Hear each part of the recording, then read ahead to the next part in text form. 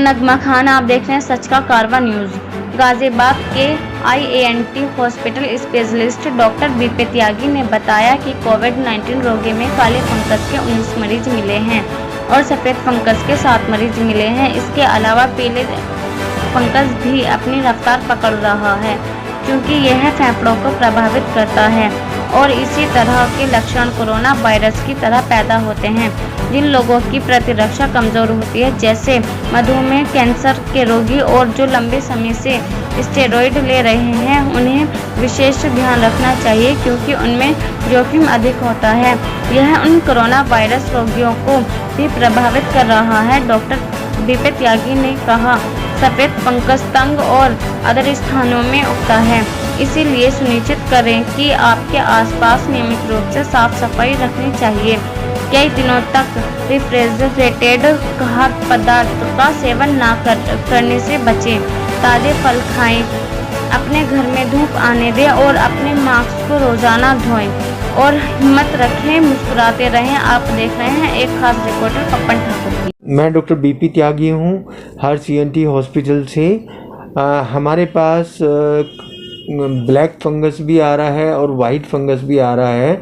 19 patient हमारे पास आज की तारीख में ब्लैक फंगस के हैं और 7 पेशेंट हमारे पास वाइट फंगस के हैं।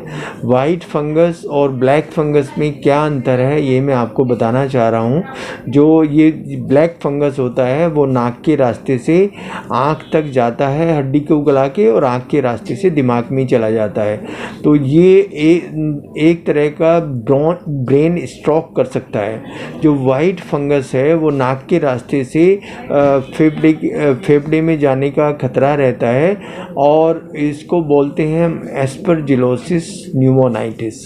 ये एस्परजिलोसिस फंगस का नाम है और न्यूमोनाइटिस फेफड़े के इन्फेक्शन को बोलते हैं। इन दोनों में ये है कि 8 से 10% केसेस में ये दोनों निमोनिया भी कर सकते हैं और ब्रेन अटैक भी कर सकते हैं, पर वाइट फंगस अधिकतर निमोनिया कर रहा है और जो काला फंगस है वो ब्रेन अटैक कर रहा है। उसका नाम है म्यूकर सेप्टिकस।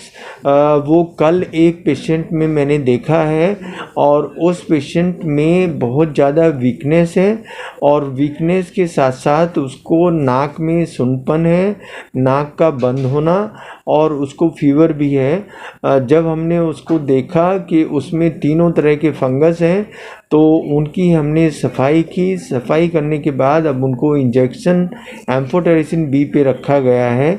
येलो फंगस के लिए ये बताना थोड़ा सा ज़रूरी है कि ये फर्स्ट टाइम हमें मानव जाति में मिला है। इससे पहले ये छिपकली या रेप्टाइल्स में होता था। ये फर्स्ट टाइम लिटरेचर में, मेडिकल हिस्ट्री में मानव जाति में मिला है। तो इसके लिए अभी हम कुछ जांचें कर रहे हैं। जो हमने उनका पीस उनके नाक से लिया है मरीज़ की। ये मरीज़ संजय नगर के रहने वाले हैं और इनका नाम कुंवर है। ये 45 साल की इनकी उम्र है। इनको कोरोना इन्फेक्शन हुआ था और उसके साथ साथ इनको अनकंट्रोल्ड डायबिटीज़ है। तो ये तो जांच के बाद ही पता लग पाएगा, पर जैसा उसका नाम बताता है म्यूकर सेप्टिकस, वो सेप्टिसीमिया कर सकता है और सेप्टिसीमिया के अगर किसी पेशेंट को होता है तो वो उसके लिए घातक हो सकता है क्योंकि वो सारे ऑर्गन पे असर करता है। जो ठीक होकर जा रहे हैं कोरोना के पेशेंट, उनमें वीकनेस आ जाती है, उनमें इलेक्ट्रोलाइट इम्बैलेंस हो जाता है, जैसे सोडियम की कमी हो जाती है और उसमें पोटेशियम का इम्बैलेंस हो जाता है और उसके साथ साथ वीकनेस क्योंकि काफ़ी होती है तो उनमें चिड़चिड़ापन आ जाता है। तो ऐसे में कोई घबराने वाली, कोई चिंता वाली बात नहीं है।